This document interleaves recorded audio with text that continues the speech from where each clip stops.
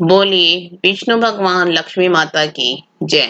श्री कृष्ण भगवान राधिका मैया की जय। मैं आप सभी को ये बताना चाहती हूँ कि हमारे 2 चैनल और भी हैं, मधुर भजन और आरती के लिए मन राखियो और डेली जनरल नॉलेज के क्वेश्चंस के लिए लर्निंग बाय डूइंग।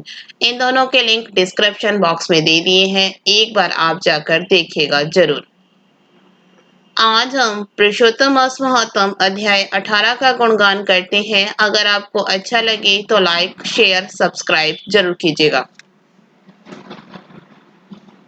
इस प्रकार उस ब्राह्मण के विलाप को सुनकर 10 दिशाओं में गरजता हुआ मेघ बादल आया।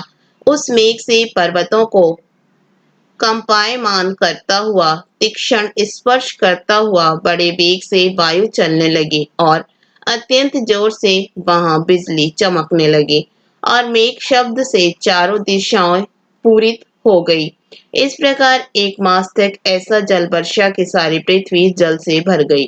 परंतु पुत्र शोक की अग्नि से तपे हुए उस ब्राह्मण को कुछ भी मालूम न हुआ।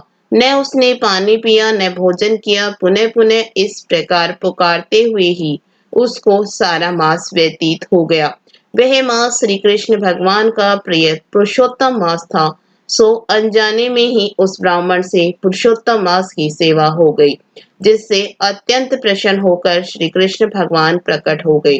उस समय मेघ बरसना बंद हो गया। फिर वह ब्राह्मण ने श्री कृष्ण भगवान को देखकर शीघ्र पुत्र को पृथ्वी पर रखकर स्त्री सहित श्री कृष्ण भगवान को दंडवत नमस्कार किया और हाथ जोड़कर श्री कृष्ण भगवान के आगे बैठ गया।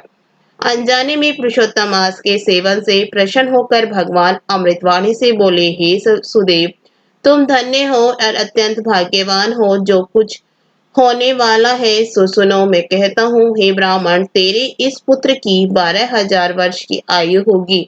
हे द्विजोत्तम, तेरे को सुख देने वाला होगा, इसमें कोई संदेह नहीं है। मैंने प्रसन्न होकर तुझको पुत्र दिया। नारायण कहने लगे, हे नारद, भगवान के इतना कहने पर वह ब्राह्मण पुत्र जीवित होकर उठ बैठा और ब्राह्मण और उसकी स्त्री दोनों ही पुत्र को देखकर महा आनंदित हुए और देवता भी पुष्पों की वर्षा करने लगे। सुखदेव ने उन दोनों माता पिता तथा श्री हरि को नमस्कार किया और गरुड़ भी पुत्र सहित ब्राह्मणों को देखकर अत्यंत प्रसन्न हुआ।